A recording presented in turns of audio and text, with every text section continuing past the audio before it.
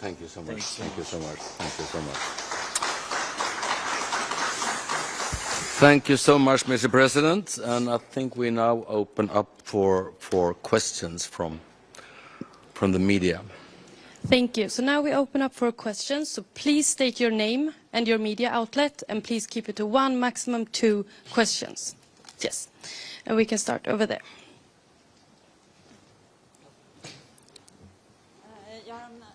SVT, Elin Jansson, jag har en fråga till president Zelenskiy. Пане президенте, як ви бачите подальший розвиток мирних переговорів? Що ви можете сказати про 12-пунктний план? Які потрібні гарантії безпеки України та на які компроміси ви готові піти? Дякую дуже.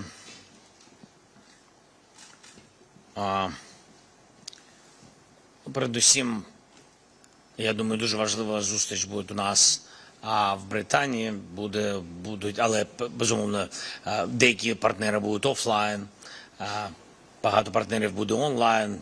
Наша коаліція охочих, вона повинна фіналізувати як можна швидше гарантії безпеки для України. Це важливий елемент в закінченні цієї війни, тому що мало того закінчити агресію Росії, зупинити Путіна і зупинити його особисто, тому що це його особиста воля і бажання зруйнувати Україну, українську незалежність, захопити нас. І цього мало. Треба унеможливити в будь-якому випадку і в будь-якому форматі повторення агресії Росії. Саме для чого нам потрібні гарантії безпеки. Ми говорили про це 2 години з президентом Сполучених Штатів Америки щодо тих чи інших кроків. Україна готова переходу до дипломатії. Ми підтримуємо питання припинення вогню. Ми готові до дипломатії, але не за умов, що ми повинні відкудись виходити, даруючи агресору свою землю, свої території. Безумовно, це не про кілометри. Питання, безумовно, про домівки, про наших людей, про нашу історію, ідентичність. Це наша територіальна цілісність. Тому ми готові до дипломатії, але, як я це говорив і президенту Сполучених Штатів Америки, питання в тому, що ми не бачимо готовність Російської Федерації. І всі ті дипломатичні потуги, яка вона демонструє своїми дзвінками або меседжами, для того, щоб відкласти сильні рішення Америки і Європи. Як то? Запровадження санкцій. Відкладати тим, що вони готові до дипломатії. Або передачу, або продаж томагавків Україні. Таким чином, вони просто відкладають безумовні рішення, які є елементами тиску на Росію. Коли Росія буде готова до дипломатії, ми це побачимо. Thank you. Then we can take TV4.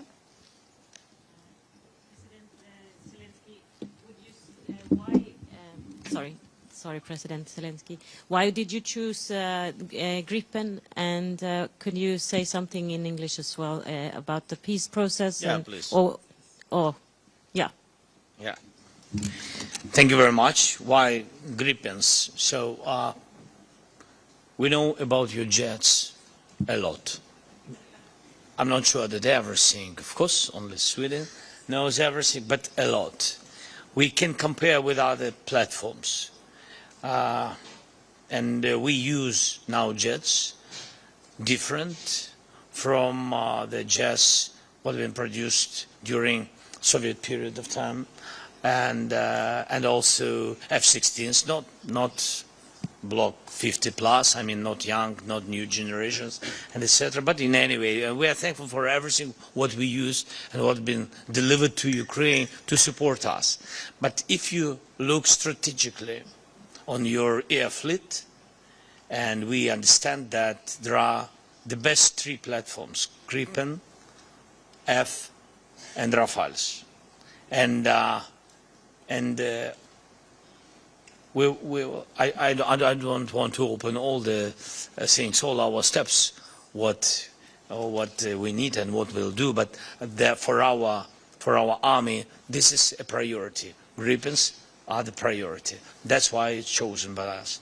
It's about money, it's about how it's maneuvered, and it's about how to use it, and it's also about our country. And between us, we understand with whom we fight. And Gripens are one of the best in the world. And about the peace process? What about the peace process? What do you want to hear? What do you think about it? What I think about it? No, we don't have enough pressure on Russians. And to make a pressure, by the way, the levers and contracts and today's decisions about ERGS, all these details of pressure on Russia. Because it's all about strengthening Ukraine and Ukrainian people and army. And not enough pressure on Russia. We need the decision on frozen assets, difficult decisions. It's a pity, and I hope that tomorrow we will have a chance. But we understand that it's not a simple decision. Russia will do everything not to give us possibility to have such decision. Is to use money, because they understand that they need to decrease financing of Ukraine during the war. How to decrease? First, to divide USA and EU. Then to divide EU. And they've been quite successful in some steps with some countries, you know. But God bless, strong countries in EU, strong countries are together. And this is very good. So that's why they want to decrease financing. And the frozen assets, it's a decision how not to lose these important funds for Ukrainian security. Then program Pearl is important. Also, we know that Russia works with some European countries.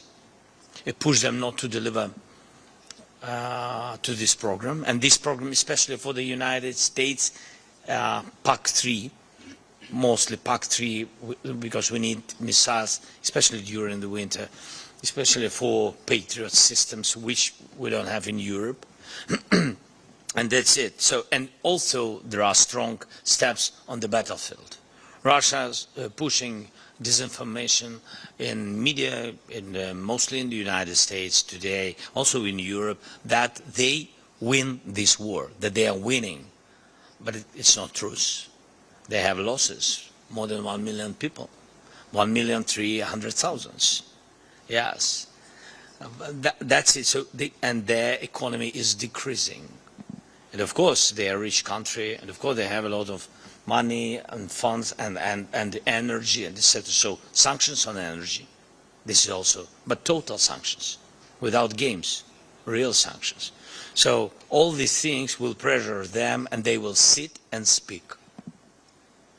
I very much agree on the frozen assets. I think that was going to be one of the most important discussions for tomorrow. And I also very much agree that Russia will do anything they can to obstruct those decisions, because they would mean a game-changing difference if they were to be released, those assets. So don't underestimate the Russian efforts to obstruct, to make countries believe it's dangerous or to believe in threats. But we will do everything we can. We had a good step forwards last time. I hope we will have another step tomorrow. If I can, sorry. Please. I don't know the rules. I mean, we can't speak. We set the rules. Okay. So, I mean, it's very important signal to all Europeans. Don't be afraid of Russia with decision on frozen assets to some of these countries, because mostly they are on the right side of history, and I hope that they will not be afraid. Because if we have such unity as EU, Europe widely, with Ukraine, with UK, you are stronger than Russia. Yeah, that's why don't be afraid. It will help a lot. Thank you. Diane? Hello, Pia Gripenberg, Swedish Daily Dagens Nyheter. Sorry for not speaking Ukrainian.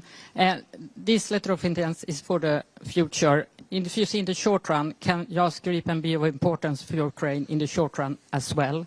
And when it comes to the peace plan that a group of European countries are preparing, that includes freezing the front line as it is now, what's your opinion about that plan, and how will you be able to get Russia to the negotiation table, please? Thank you very much. So I'm not sure that we have some, thank you. I'm not sure that we have some schedule of Gripens for today, but we understand on what we can estimate, on what we can count. So, and I will not share now details of our estimation, but our teams will work on it. Of course, for us, this is important question. The second point about the plan of Europeans, there are propositions like from France, from some Europeans, and I think we understand each other, and some European countries really very helpful with it. They want to put their point of view, how it's not like a plan how to totally stop the war. It's a plan mostly about plan of ceasefire. And I know some steps of it, but we are really, we have to discuss it. It's not done.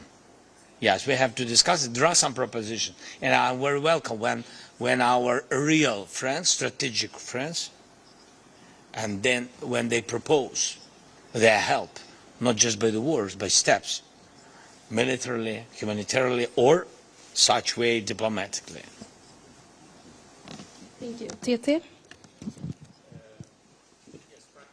Prime Minister Zelensky, first of all, I'd like to ask you, would you say that you're more or less optimistic that you will find a peace solution comparing to 1 year ago? And secondly, can you please elaborate a little bit on the financial solution here? You talked about a little bit about the frozen assets and so on, and but how much of a help would that be? Yeah, please.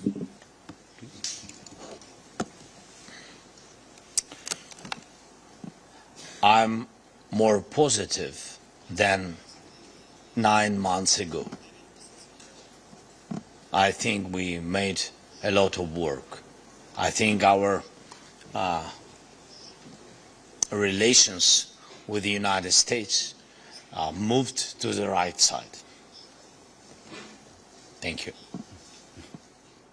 To state, but just to state the obvious, if you want to make a big Gripen deal with Ukraine on the scale of 100 plus fighters, it's the obvious question is on finance, of course, no doubt about that, and I was very transparent on that.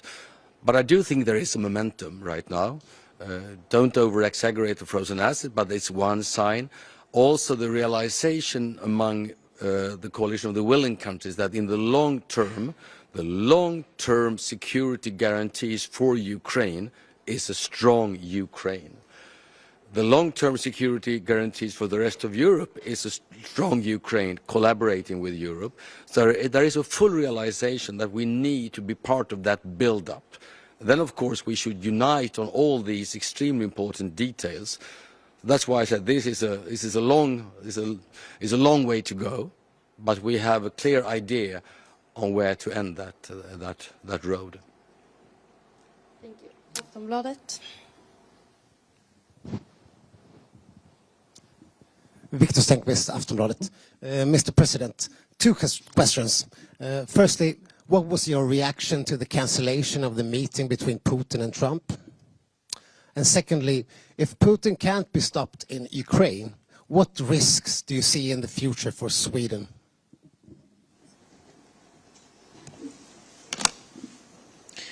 Europe will have risks. I don't know.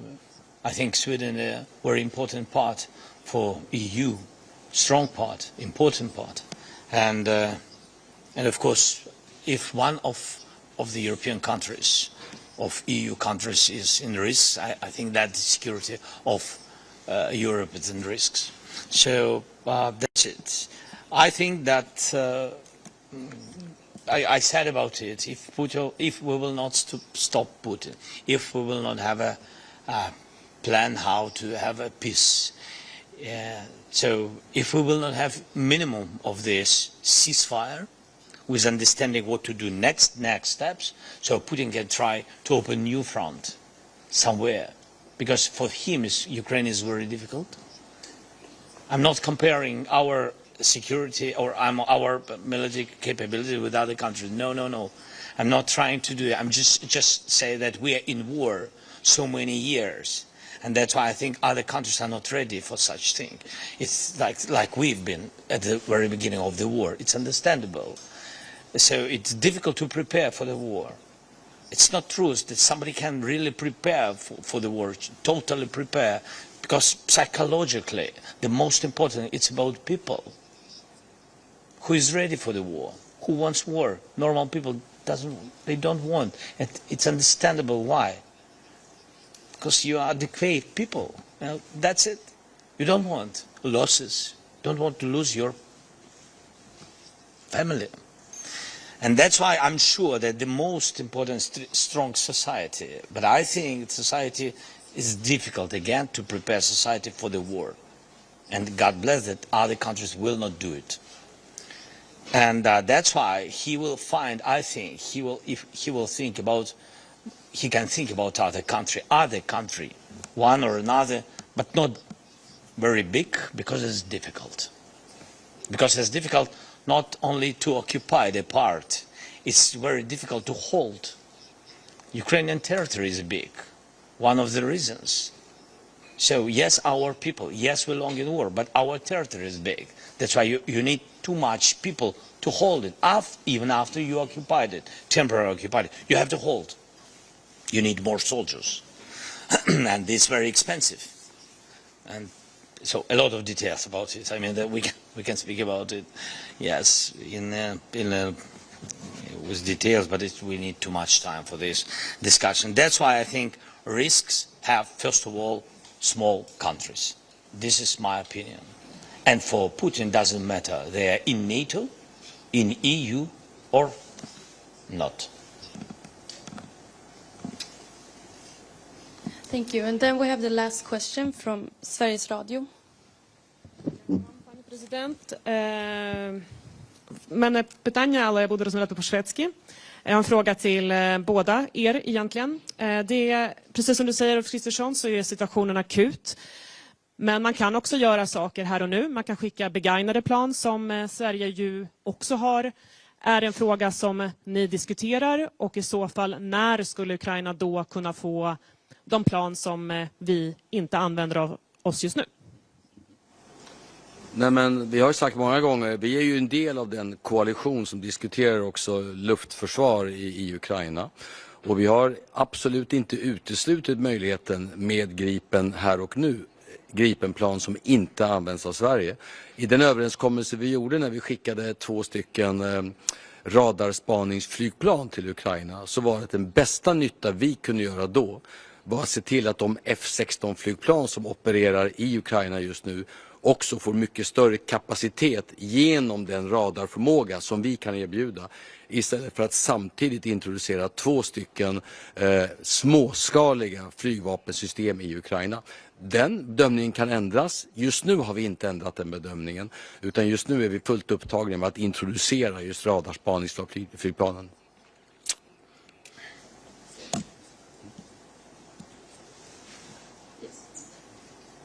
Last question.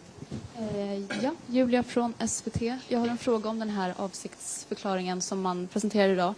Vad innebär det rent praktiskt? Alltså, när kan man börja sälja vapen eller de här stridsflygen till Ukraina? Och för produktionen här i Saab i Linköping, vad innebär det här beskedet för dem rent produktionsmässigt? Tack.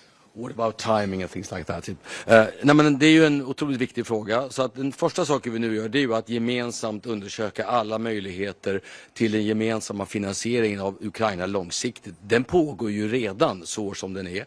Parallellt då förstås med diskussion om hela återuppbyggnaden av Ukraina. Och där är ändå ett beslut om frozen assets en väldigt viktig del. Nu pratar vi om modell E, alltså den allra senaste generationen som vi introducerade i det svenska flygvapnet häromdagen. Den produktionskapaciteten byggs nu upp. I praktiken är det inom 3 år kan vi börja leverera. Sen levererar man inte 150 plan på en gång, utan det här är en långsiktig leveransförmåga. Vilket också gör att de mycket stora summor som det handlar om inte heller ska betalas på 1 år, utan vi pratar om en lång period av uppväxling. Så att Men med den produktionskapacitet som finns nu och som skulle kunna utvecklas så pratar vi om inom 3 år ungefär till första möjliga leverans. Givet alla andra moment som också var uppe. Och jag säger det här med visst eftertryck bara för att inte ge någon intryck att det här är någonting som är klart nu. Men det är en mycket tydlig politisk och industriell viljeinriktning. Och så börjar de flesta stora projekt, ärligt talat. Om allting skulle vänta till allt var klart, då hade man varit för sen på bollen. Можна? Я хочу додати, якщо можна. Ми дуже зацікавлені в серйозному копродукції з компанією Saab. Ми хочемо будувати дрони. Ми дуже зацікавлені. Ми відкриті до Швеції. У нас прекрасні відносини і є досвід, який у нас є через війну. У нас найкращі сьогодні, або одні з найкращих дронів в світі. Ми будемо масштабуватись і зі Швецією в партнерстві. Ми сьогодні говорили про це з прем'єр-міністром і з керівництвом, з власниками компанії Saab. Для нас це перше. Друга історія щодо Грипенів. Фінанси – дуже важливе питання. Є літаки, ми будемо обговорювати це далі, є Гріпени нового покоління. Ми дуже розраховуємо на ту кількість, про яку ми говорили, якщо менше 100 літаків плюс. Так, а також ми будемо розмовляти про можливості використання інших літаків, які є неновітніми, щоб якимось чином і прискорити. Тут також постачання. Також ми будемо говорити про навчання наших пілотів, що дуже важливо, але найголовніше, що сьогодні є, найголовніше. Ми дуже хотіли, щоб було політичне рішення можливості Україні купити Гріпени і побудувати сучасний повітряний флот. І сьогодні ця можливість відкрита. Політично позитивне рішення. Дякуємо за це Швеції, дякуємо Ульфу тобі і всій твоїй команді. Jag måste säga 2 saker bara. För att det ena är, för att inte president Zelenskiy behöver säga, vi lär oss mycket också av Ukraina. Glöm inte bort detta. Drönare nämndes, civilförsvar, försvarsvilja. Det är otroligt mycket som vi tyvärr har lärt oss av Ukraina de här senaste 3,5 åren. Underskatta inte det. Och jag tror inte att jag avslöjar några varken svenska, ukrainska eller bolagshemligheter om jag säger att vi också i detalj gick igenom förutsättningarna för bredare försvarsindustriella samarbeten mellan svenska försvarsindustriföretag och ukrainska när vi träffades idag. Det här är också viktigt. Thank you for today's press conference. So much. Thank you. Thanks again.